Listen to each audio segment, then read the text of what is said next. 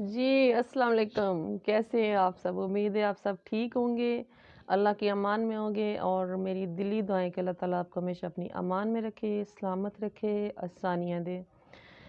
میری آپ سے ریکویسٹ ہے کہ آپ بھی مجھے اپنی دعا میں ضرور یاد رکھا کریں کیونکہ میری دعائیں ہمیشہ آپ لوگوں کے لیے ہیں اور میں اپنی زندگی کے کچھ نہ کچھ جو تجربے ہیں، جو کچھ نہ کچھ میں نے اس زندگی سے سیکھا، وہ میں آپ لوگوں سے شیئر کرتی رہتی ہوں کیونکہ میرا مقصد ہے کہ اگر میں نے زندگی سے کچھ سیکھا ہے یا مجھے کچھ اس زندگی نے الفاظ عطا کیے ہیں تو وہ میں آپ لوگوں کے ساتھ ضرور شیئر کروں۔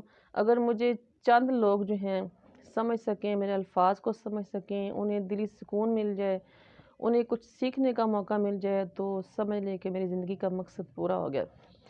چینل بنانے کا مقصد یہ ہے کہ جب آپ کے پاس لفظ یا درد زیادہ اکٹھے ہو جاتے ہیں تو آپ کے دل میں ایک بھڑاس بن جاتی ہے اور کہتے ہیں کہ جو آپ کے دل کی بھڑاس ہے وہ آپ اس بندے کو سنائیں جو اس کے قابل ہو، جو آپ کی بات کو سمجھ سکے۔ کبھی بھی ان لوگوں کے سامنے اپنے الفاظ ضائع مت کریں جو ان الفاظ کی جو کیفیت ہے، ان الفاظ کا جو درد ہے، ان الفاظ کی جو اہمیت ہے وہ سمجھنے سے قاصر ہوں۔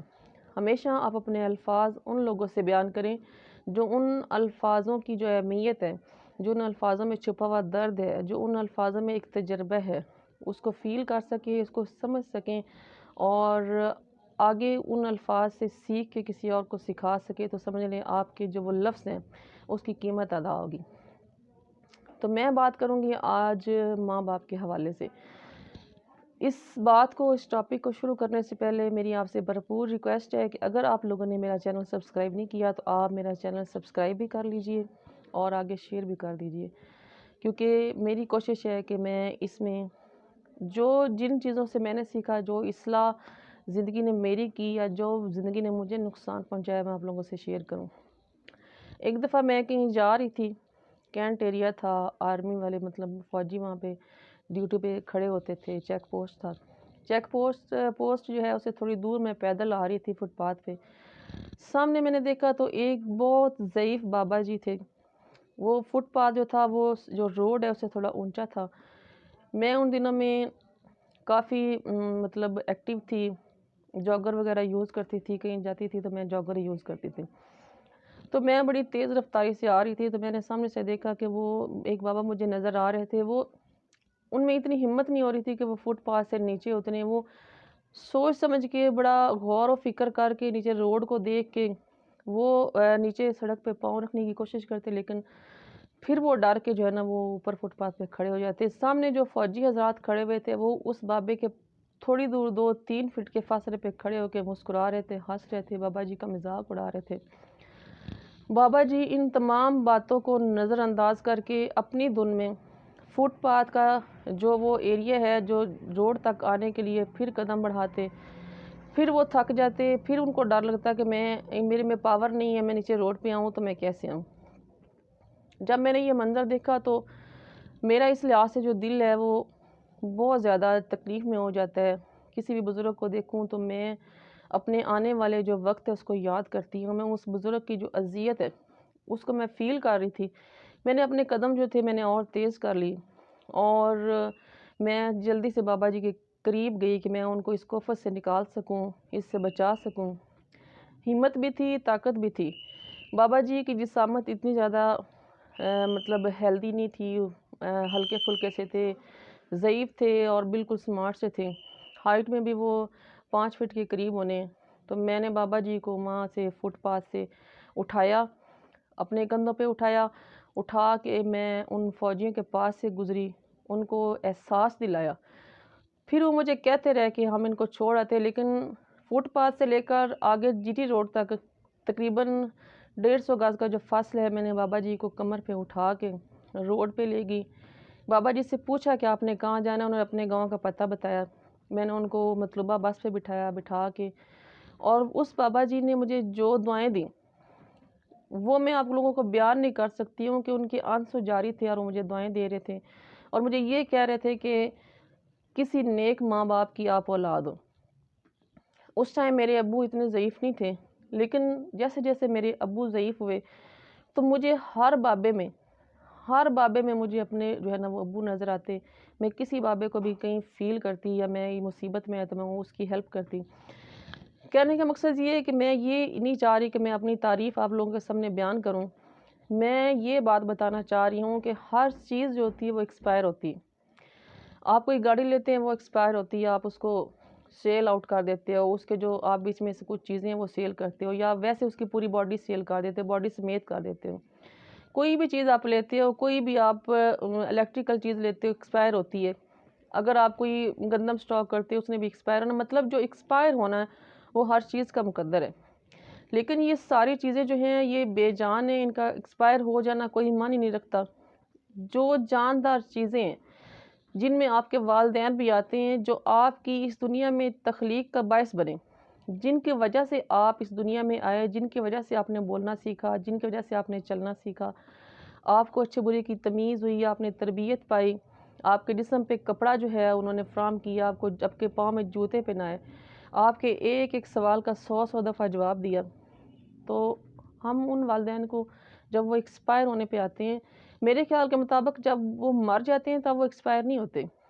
جو میں دیکھتی ہوں, جو میں فیل کرتی ہوں, ہم نے اپنے والدین کو جیسے ہی وہ اپنی طاقت سے نیچے ہو جاتے ہیں, وہ کسی کام کے نہیں رہتے, ہم ان کو ایکسپائر کر دیتے ہیں. ہم والدین کے ساتھ اونچا بولنے میں فخر محسوس کرتے ہیں کہ ہم آپ سے عقل مند ہو گئے, ہمیں اس بات کا بہتر طریقے سے پتہ ہے جو آپ کہہ رہے ہیں. جبکہ اگر آپ کے والد یا آپ کی والدہ کو کسی بات کا اپنی عمر کے اس حصے میں جہاں پہ وہ کسی کام کے نہیں رہتے, بزرگ ہو جاتے ہیں, اس طاقت میں نہیں رہتے, اگر وہ غلط بھی بتا رہے ہیں, آپ ان کے تربیت یافتہ ہی ہو, آپ ان کو بولو کہ ابا جی, امی جی, آپ بالکل ٹھیک کہہ رہے ہیں, آپ بالکل صحیح کہہ رہے ہیں, لیکن آج کل ان کو اچھے طریقے سے سمجھاؤ, بجائے اس کے کہ آپ شاؤٹ کرو. میرے پاس, میں کیونکہ بزنس کرتی ہوں, میری شاپ ہے, یا میرے پاس بہت ساری لیڈیز ایسی آتی ہیں جن کے 4 بچے ہیں, جن کے 5 بچے ہیں, وہ بیچاری بھیک مانگ رہی ہوتی ہیں. میں نے ان کے گھروں میں بھی جا کے وزٹ کیا ہے, میں نے ان کی واقعی وہ بیچاری پریشان ہے کہ بچے اپنی بیویوں کو لے کر الگ ہو گئے, جو مائیں ہیں وہ بھیک مانگ رہی, جو باپ ہیں وہ بیچارے پریشان حال ہیں. تو آپ لوگوں نے ایکسپائر نہیں ہونا, آپ لوگوں نے طاقت نہیں کھونی, آپ لوگوں نے بچے پیدا نہیں کرنے. آپ لوگ بچوں کو کیا سکھا رہے ہوتے ہیں, کیا تربیت دے رہے ہوتے ہیں. تو میری آپ سے ریکویسٹ ہے, اپنی جو آپ کے والدین نے, بے شک انہوں نے ایک فطری عمل ہے کہ انسان نے ایک تعلق میں بندھنا ہوتا ہے, پھر بچے پیدا کرنے ہوتے ہیں, یہ اللہ تعالیٰ کا قانون ہے, اور اللہ تعالیٰ کا جو قانون ہے اس کو ہم جھٹلا نہیں سکتے. ہمارے والدین ہمیں اس دنیا میں لانے کا باعث بنے, سبب بنے, اور ہماری تخلیق کا جو ذریعہ بنے. تو جس اللہ نے ہمیں تخلیق کی ہے, اس نے ان والدین کے اوپر آپ کی ذمہ داری لگائی, اور ان والدین نے آپ کی ذمہ داری جو بخوبی نبھائی. تو آپ کو بھی چاہیے کہ جب آپ کے والدین اس حال میں ہوں کہ وہ بیچارے کچھ نہ کر سکیں, اس حال میں ہوں کہ وہ کسی کام کے نہ رہیں. میں یہ جو کسی کام کے نہ رہیں لفظ بول رہی ہوں, مجھے بولنے میں بہت زیادہ شرم محسوس ہو رہی. ہمارے والدین ہمیشہ مرنے کے بعد بھی ہمارے لیے کام کے ہوتے ہیں, لیکن اگر ان کی طاقت ختم ہو جاتی ہے, وہ کچھ نہیں کر سکتے, کام کاج سے وہ بیچارے مفلوج ہو جاتے ہیں, تو ہمیں چاہیے کہ ہم ان کو پہلے سے زیادہ اہمیت دیں. اپنے والدین کو شاؤٹ نہ کریں, اپنی تربیت جو ہے اس کو ہم یہ تو ثابت کریں کہ اس بندے نے ہماری تربیت کی ہے, اس بندے نے ہمیں ٹائم دی ہے, اس بندے نے ہماری ایک ایک بات کا 100 بار جواب دیا ہے. آج کل کے دور میں ہم نے اپنے والدین کو مرنے سے پہلے ایکسپائر کر دیا ہے, جبکہ جو چیزیں جب تک ڈیڈ نہیں ہوتی اس کو ایکسپائر نہیں کہا جاتا, لیکن والدین جاندار ہونے کے باوجود ڈیڈ ہونے سے پہلے ایکسپائر ہو گئے.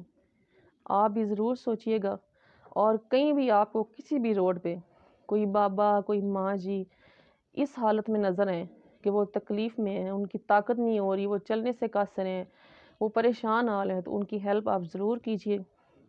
آج کا جو ٹاپک ہے اگر سمجھا جائے تو بہت زیادہ اہم ہے, اگر نہ سمجھا جائے تو کچھ بھی نہیں ہے. اگر میری آپ کو کوئی بات بری لگی ہو تو میں آپ سے 1000 دفعہ معافی چاہتی ہوں. میں یہ بات اپنے لیے بھی کر رہی ہوں, آپ سب کے لیے بھی کر رہی ہوں, کیونکہ میں بھی انسان ہوں, غلطی میں بھی کرتی ہوں, غلطی آپ بھی کرتے ہیں. اپنے والدین کو توجہ دیجئے, اپنے والدین کو پیار دیجئے. جب وہ نہیں ہوں گے تو آپ کو لگے گا کہ ہم جو ہیں وہ بالکل بے آسر ہیں, ہمارے لیے دعا کرنے والا کوئی نہیں ہے, ہم ننگے ہو گئے. تو ان کی زندگی میں جو آپ نے ان کو خوشیاں دینی ہیں، ان کو جو آپ نے ایک اچھائیاں دینی ہیں، ان کی آپ نے خدمت کرنی ہے، ان کی زندگی میں کر لیجئے۔ یہ ٹائم دوبارہ کبھی نہیں آئے گا۔ ان کے مرنے کے بعد یہ ٹائم آپ پہ آنے والا ہے۔ تو اپنا بہت سارا خیال رکھیں، زینب کو دعا میں ضرور یاد رکھیں۔ السلام علیکم۔